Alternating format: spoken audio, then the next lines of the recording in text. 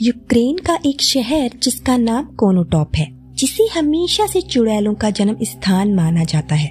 वहाँ की एक प्राचीन चुड़ैल ने एक इंसान के प्यार में पड़ने के बाद अपनी शक्तियों को त्याग दिया था।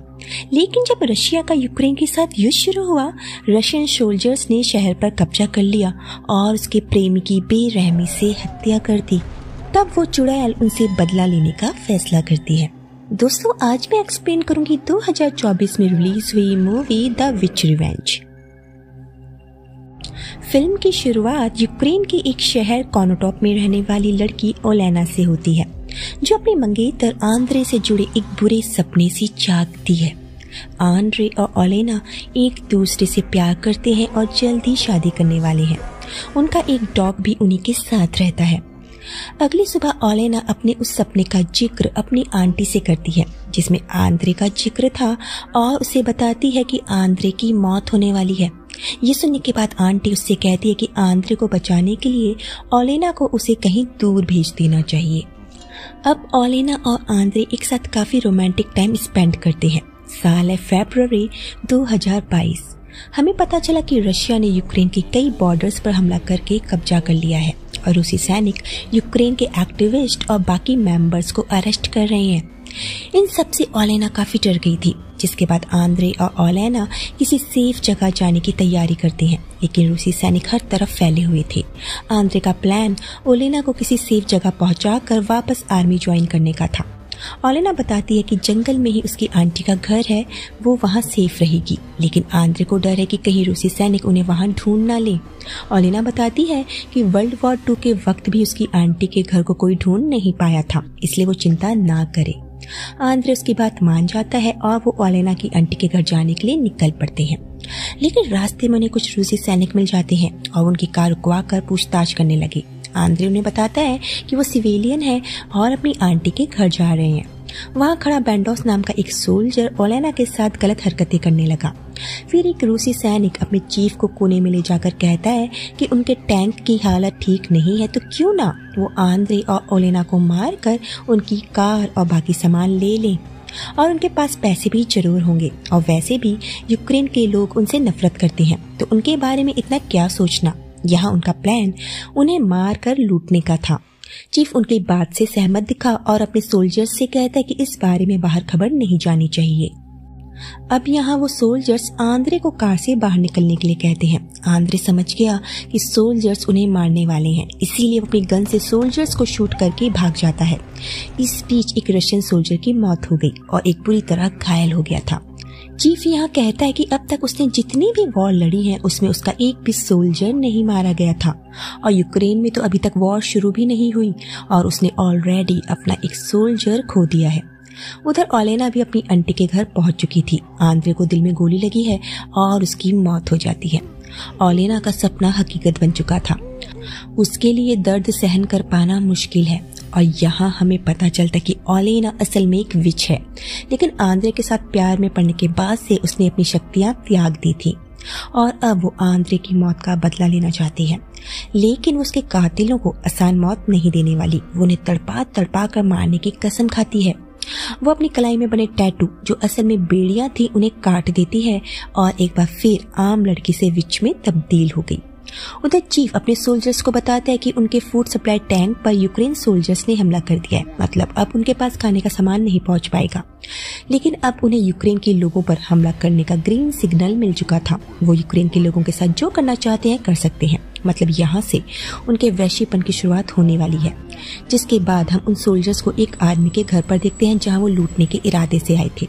उस घर के मालिक को पीटने के बाद बैंडोस नाम का वही ठरकी सोल्जर उसकी बेटी कात्या के साथ जबरदस्ती करता है। इसी तरह उन्होंने कई मासूम लोगों को बेवजह मार डाला। वो कात्या को अपने ठिकाने पर ले आता है उसके साथ और मजे करने के लिए। वहीं दूसरी तरफ हम ओलेना को देखते हैं, जो उसी सोल्जर के साथ कोई रिचुअल कर रही थी, जो उनकी कार से घायल हो गया था। और अगले ही पल हम देखते हैं कि उस सोल्जर के मुंह से बाल निकल रहे हैं और साथ ही उसके मुंह से एक पेपर निकला जिसमें लिखा था कि इसी जंगल में उनकी कब्र बनेगी, और इसी के साथ उस सोल्जर की मौत हो जाती है। इस घटना के बाद से चीफ को कुछ गड़बड़ लगती है और वो बेंडोस से कात्या को उनके कैंप से निकालने के लिए कहता है, साथ में ये भी कि किसी भी सिविलियन को कैंप में ना लाया जाए। जिसके बाद बेंडोस कात्या को एक सुनसान रास्ते पर छोड़कर चला गया। जिसके बाद वहाँ ओलेना आती है। कात्या उससे मदद मांगती है। ओलेना उससे पूछती है कि क्या वो बदला लेना चाहती है। कात्या कुछ नहीं कहती, लेकिन उसकी आंखों में गुस्सा साफ नजर आ रहा था। अब उसी रात कैंप में चीफ को एक बुरा सपना आता है, जिस वजह से वो काफी डर गया। वहीं बेंडोस जब हल्का होने जा रहा था, वो नोटिस करता है कि उसकी टॉयलेट से खून निकल रहा था। अब अगले दिन चीफ के साथ साथ उन सभी सोल्जर्स के फोन में मैसेज आने लगा कि इसी जंगल में उनकी कब्र होगी। लेकिन चीफ को इन सब अंधविश्वास में विश्वास नहीं था। उसे ये लगता है कि यूक्रेन सोल्जर्स उन्हें ट्रिक कर रहे हैं। तभी उन्होंने नोटिस किया कि उनका एक सोल्जर गायब है। वो सब उसे ढूंढने निकल जाते हैं और वो देखते हैं कि एक जगह ढेर सारी लकड़ी की गुड़िया लटकी हुई थी, जैसे वहाँ किसी ने कोई रिचुअल किया हो। आगे बढ़ने पर उन्हें वही सोल्जर मिलता है जो पेड़ से बंधा हुआ था और ओलेना उसी लकड़ी की गुड़िया से उसे टॉर्चर कर रही थी। उसे बचाने एक सोल्जर आगे जाता है कि तभी उस आदमी के चिथड़े उड़ गए, क्योंकि ओलेना ने उसके शरीर में बॉम्ब फिट किया हुआ था। अब आगे हम ओलेना को एक और रिचुअल करते हुए देखते हैं और वो एक डीमन को बुलाती है और वो डीमन उसके शरीर में प्रवेश कर जाता है। लेकिन डीमन के साथ हुई उसकी इस डील का अंजाम काफी भयानक हो सकता था। फिर हम एक सोल्जर को देखते हैं जिसे उसकी फैमिली फोटो में उसका बेटा और वाइफ खून से सने हुए दिखते हैं। वो मर चुके थे और उन्हें मारने के लिए ओलेना ने उस फोटो पर रिचुअल किया था। डरा हुआ सोल्जर अपने परिवार से कांटेक्ट करने के लिए शहर जाने की जिद करने लगा, लेकिन चीफ मना कर देता है। जिसके बाद वो खुद ही टैंक लेकर चला गया और फिर उसे ओलेना दिखाई दी और उसके दिमाग में भ्रम पैदा करने लगी। इस भ्रम में वो 2 सोल्जर्स को कुचलकर मार देता है और ये देख बाकी सोल्जर्स उसे पकड़कर बहुत पीटते हैं। उन्हें समझाने की कोशिश करता है, लेकिन कोई भी उसकी बात पे यकीन नहीं करता। फिर हम बेंडोस को देखते हैं जिसने कात्या के साथ गलत काम किया था। उसके प्राइवेट पार्ट से कीड़े निकल रहे थे और फिर वो खुद को बचाने के लिए भागने लगा और भागते भागते कात्या के घर तक पहुंच गया। कात्या उसे मारने के लिए आगे बढ़ती है। बेंडोस उससे रहम की भीख मांगने लगा। कात्या रुक गई, लेकिन फिर वो सोल्जर उसे मारने के इरादे से अपनी गन उठा लेता है। तो ये देख कात्या उसे कुल्हाड़ी से काट डालती है। उधर चीफ और बाकी सोल्जर ओलेना के ऊपर गोलियां चलाने लगे। घायल ओलेना घर वापस आती है और आंटी उसकी बुलेट्स निकालती है। आंटी कहती है कि सभी सोल्जर की मौत की कीमत उसे ही चुकानी पड़ेगी और जब आखिरी वाले की मौत होगी यानी चीफ की, तब ओलेना भी खत्म हो जाएगी, क्योंकि यही उसकी डीमन के साथ डील हुई थी। वहीं ओलेना को ढूंढते हुए बाकी बचे सोल्जर्स भी आ जाते हैं। ओलेना सबको मारने लगती है। चीफ उसे पकड़ लेता है, उसके साथ गलत हरकत करने लगा, लेकिन असल में ओलेना पीछे से आकर उस पर हमला करती है और वो चीफ जिसके साथ गलत हरकत कर रहा था वो उसका ही अपना एक सोल्जर था। अब ओलेना चीफ को मारने वाली है, लेकिन तभी आंटी से रोक लेती है और बताती है कि तुम प्रेग्नेंट हो और अगर चीफ मर गया तो तुम्हारा बच्चा भी मर जाएगा। ओलेना खुद को शांत करने की कोशिश करती है, लेकिन इसका बदला अभी पूरा नहीं हुआ था। तभी उसकी नजर उसके डॉग पर गई जो कभी उसके साथ रहता था। अपने डॉग को देखकर वो शांत हो जाती है।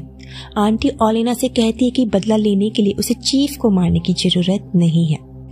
अब अगले सीन में हम चीफ को देखते हैं जिसको आंटी ने पूरी तरह से पागल बना दिया था और यहाँ पर अब नए सोल्जर्स आ चुके हैं जो चीफ को ही अरेस्ट कर लेते हैं, क्योंकि उन्हें ये लगता है कि चीफ ने ही अपने सोल्जर्स को मारा है। फिर हम ओलेना को देखते हैं जिसने एक बच्चे को जन्म दिया था जो आंद्रे की उसके पास आखिरी निशानी बची है और इसी निशानी के साथ वो अपनी पूरी जिंदगी गुजार सकती थी। और यहीं पर हो जाता है इस मूवी का दी एंड। दोस्तों, अगर आपको ये मूवी पसंद आई तो प्लीज वीडियो को शेयर एंड लाइक जरूर कर दीजिएगा। मिलते हैं नेक्स्ट वीडियो में, तब तक अपना ध्यान रखिए।